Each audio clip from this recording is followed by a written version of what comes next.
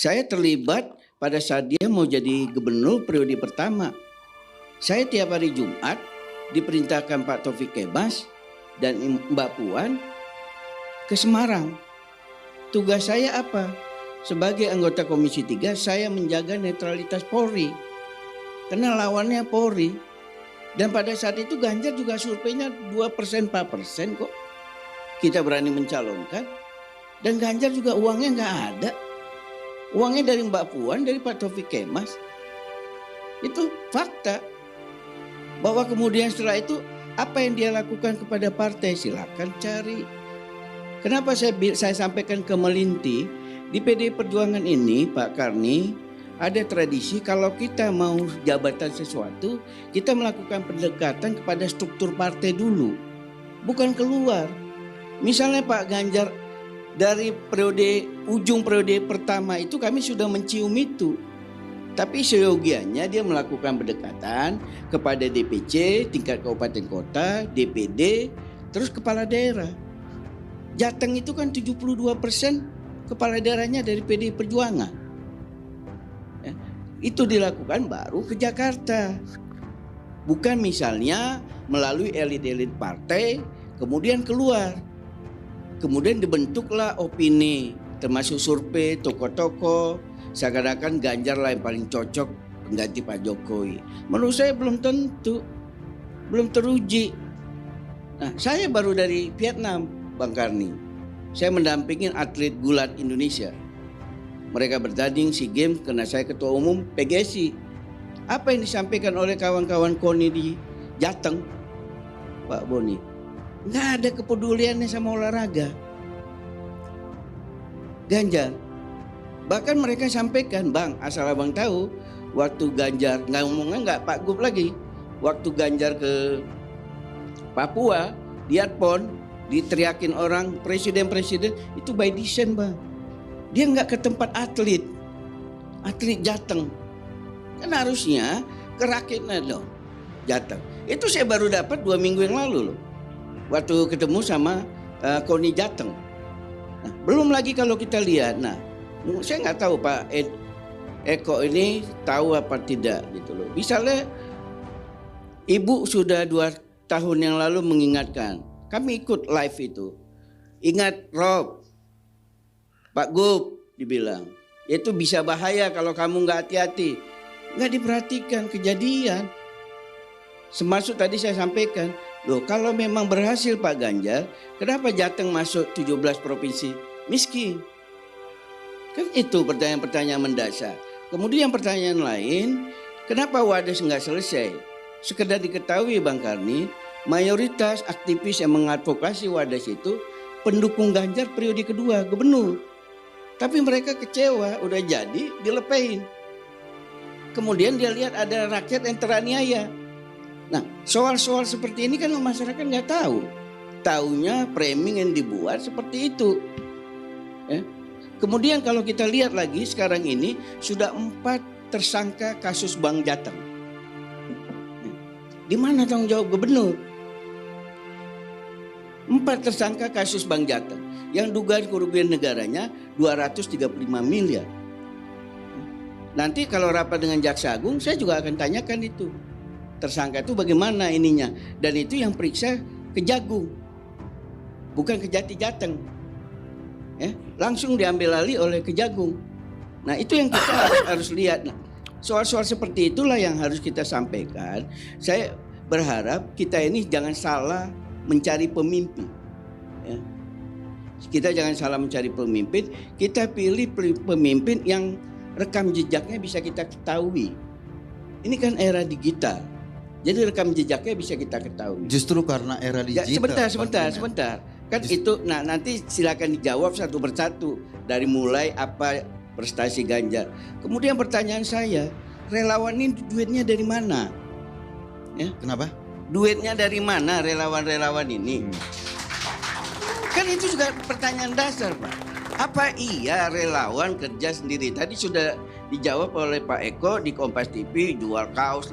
Nggak cukup Bapak. Saya bilang nggak cukup. Nah, udahlah, saya Enggak. ini Anda selalu gini, ini bukan gini. saya ini Politisi selalu sebentar, berasumsi bahwa Pak. semua gerakan politik itu Politisi dimobilisir. ini yang konkret sudah bertarung. Ini Iya. Pak Arya udah bertarung. Jadi caleg. Mohon maaf Pak, sejak pemilu suara terbanyak ya diputuskan Pak Mahfud 3 bulan menjelang pileg, kami harus membuat relawan. Tim sukses tidak bisa hanya struktur partai. Silakan tanya Pak Arya ini yang Terus pernah menjadi Anda caleg. pikir bahwa kami tidak punya hak untuk menentukan masa depan bangsa ini yang juga masa depan enggak. kami sendiri? Jangan dipelintir-pelintir Enggak gitu pertanyaannya, dong. jangan dipelintir. Pertanyaan saya sederhana. Itu ganjaris-ganjaris itu relawannya duitnya dari sopo. Kalau kami membiayai sendiri, kami membiayai sendiri, kontrak bareng-bareng, kita bikin kegiatan bareng-bareng. Itu Pak Eko sama Tuhan lah yang tahu. Iya. Ya. Makanya Mudah-mudahan Tuhan mendengar omongan Pak Eko ini. Bang Trimet, tidak semua orang dalam proses mencintai bangsa ini harus dibayar. Itu Kita ini kan intinya. sudah sama-sama tua ya. Saya cuma satu aja bilang. Iya. Puji Tuhan, alhamdulillah kalau itu benar. Iya. Ya, kalau itu tidak benar, Pak Eko bertanggung jawab sama Tuhan. Benar. Bahwa tidak ada hamba Allah yang mensupport. Yang support ya banyak. Yang support Apa banyak kepentingannya teman-teman kita. mensupport? Kan itu. Kenapa? Apa kepentingannya mensupport? Teman-teman kita mensupport banyak. Kita ada relawan, kita ada profesional, ada pengusaha, ada apa. Kita bareng-bareng. Dulu Bang Trimet, ketika zaman Pak Jokowi, relawan itu banyak. Mereka kerja sendiri, pakai ongkos sendiri. Kalau tanpa itu, dan ini sekarang fenomenanya sudah terbuka. Mohon maaf lah Pak Ada Eko, yang memang ya, 2014, 2019 saya ini aktornya. Jadi jangan dongeng ini sama saya. Iya. Termasuk soal relawan ini. Bahwa sejauh Anda, mana kontribusi relawan Trimet, walau alam. Bang Trimet, bahwa memang Ini relawan bendahara ini. memang di lingkaran Anda adalah Sumut itu relawan Jokowi itu siapa namanya ketua Kadin mengeluh nggak ada duitnya.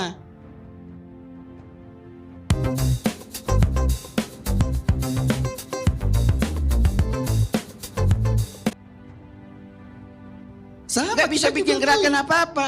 Kita juga ngeluh gak ada Sumut. duitnya Bang, kita gak ada gerakan apa-apa. Itu loh. Kita ini gak ada gerakan apa-apa Tapi bagi kecuali saya, jual kaos. Bagi saya, kalau jual kaos relawan mana kena Bapak? Ya memang. Yang Jadi kita lakukan relawan itu. jual kaos mana kena? Ya biarlah penonton ALC ini yang menilai. Enggak, gini Bagi Bang Trimet. saya, Pak Eko jujur pada dirinya, Bang Trimet, jujur pada Tuhan. saya ingin mengatakan gini ya, fenomenanya sekarang ya, bahwa untuk berpromosi nggak kayak zaman dulu lagi. Media sosial sudah terbuka sangat luas sekali. Relawan nggak perlu turun ke lapangan untuk bla bla bla. Mereka tinggal teriak-teriak di media sosial. Itu cara berpromosi politik saat ini. Semoga benar, tapi kalau nggak benar bertanggung jawablah sama Tuhan. Iya. Kalau saya itu doang. Iya, saya dari awal dukung Pak Bertanggung jawablah Jokowi. sama Tuhan. Karena kita juga tahu siapa bohir-bohirnya, kita juga patut diduga. Ya, siapa? Kalau bahasa hukum. Ya, Anda menilai orang lain dengan kebiasaan-kebiasaan Anda, itu problemnya. Tidak, nggak ada kebiasaan Gitu. kita. Kalau kita caleg, duit kita sendiri Bapak. Ya kalau caleg Gitu. ini problemnya adalah kita ingin melihat Indonesia masa depan. Ya Apa udah. salahnya kalau masyarakat Biar penonton mengorganisir ALC ini diri? menilai omongan Pak Eko ini bisa diterima akal sehat apa enggak. Gini, saya ingin, Ya, silakan aja. saya ingin menjelaskan Dan bagi ya. saya sendiri bertanggung jawablah pada Tuhan. Bang Trimet, saya ingin menjelaskan apa sih yang dilakukan Ganjaris. Yang dilakukan Ganjaris Ya kan, itu soal dana nggak bisa dijawab kan. gini. Masuk Makanya itu. saya sampaikan dulu. Yang dilakukan Ganjaris itu bikin grup-grup WA.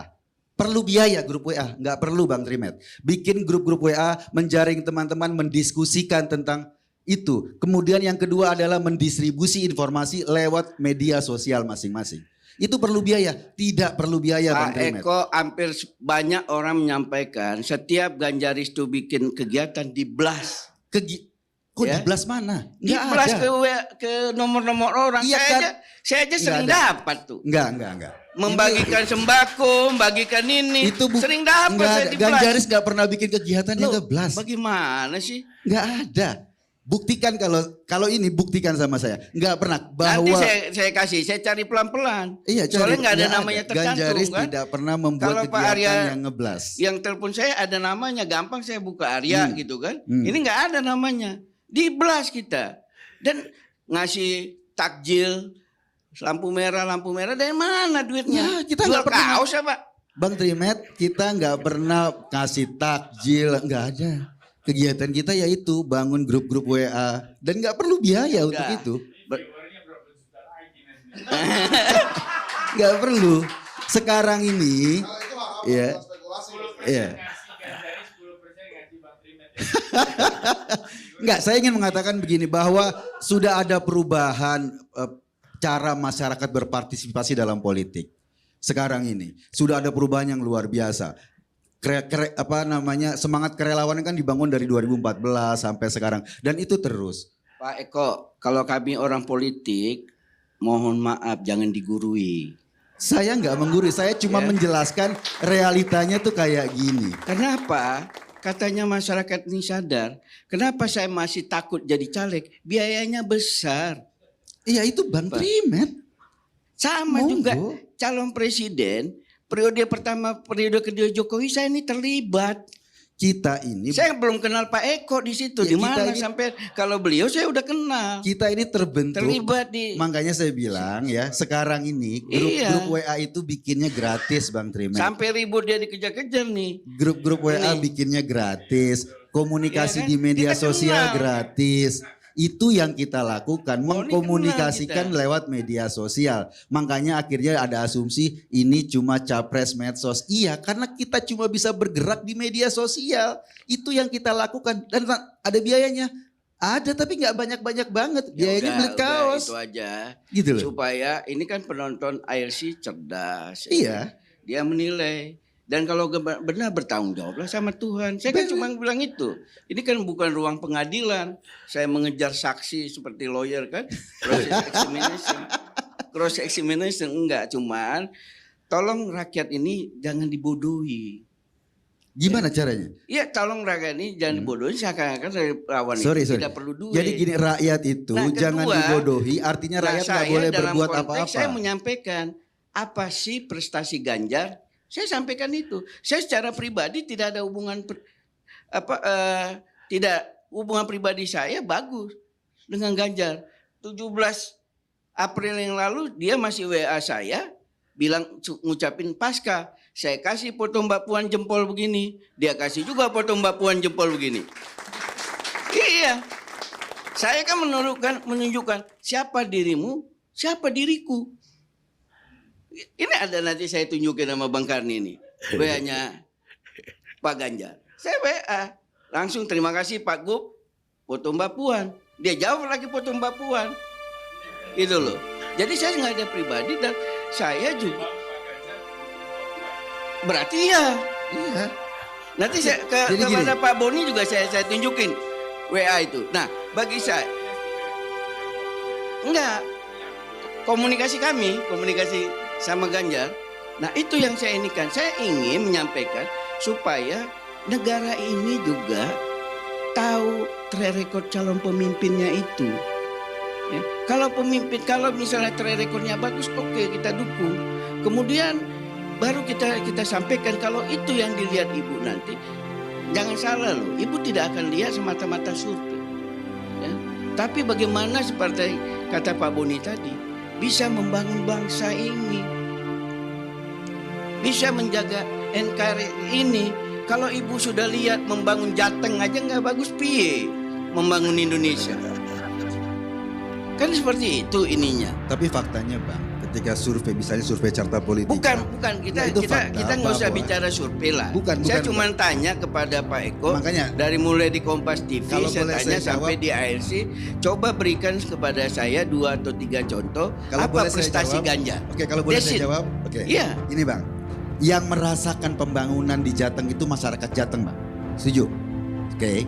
Sekarang surveinya 70% lebih masyarakat Jateng itu mendukung Ganjar sebagai capres. Surveinya Bang, itu artinya fakta bahwa apa yang dilakukan Ganjar di Jateng dirasakan masyarakat Jateng. Makanya kalau surveinya misalnya masyarakat Jateng sebagian besar nggak support, itu artinya dia nggak punya peran Enggak, kalau itu bisa. satu, Ya, itu coba fenomena. kedua Yang lah. kedua Bang, soal kemiskinan tadi. Soal kemiskinan, angka kemiskinan itu menurun Bang. Tahun 2021 itu menurun signifikan. Saya ada datanya, data dari BPS, gitu loh. Nah, kalau kita bicara misalnya sekarang Jateng provinsi miskin, iya, gitu loh. Provinsi, tetapi mengukur keberhasilan seorang kepala daerah bukan dari existing, dari seberapa besar penurunan angka kemiskinan, dari seberapa besar penurunan angka pengangguran terbuka, dari seberapa tinggi tingkat IPM, indeks pembangunan manusia, itu yang harus kita lihat. Kalau potretnya bahwa itu adalah provinsi dengan pendapatan terendah, sampai kapanpun seluruh provinsi ini yang paling berhasil adalah provinsi Jakarta, karena paling kaya, paling banyak. Tapi ngelihatnya seberapa besar dong peningkatannya, penurunan kemiskinan, itu baru kita fair. Duit paling banyak hilang juga di Jakarta. Gitu. Oke Bang. Nanti kita buka ini data kemiskinan ya.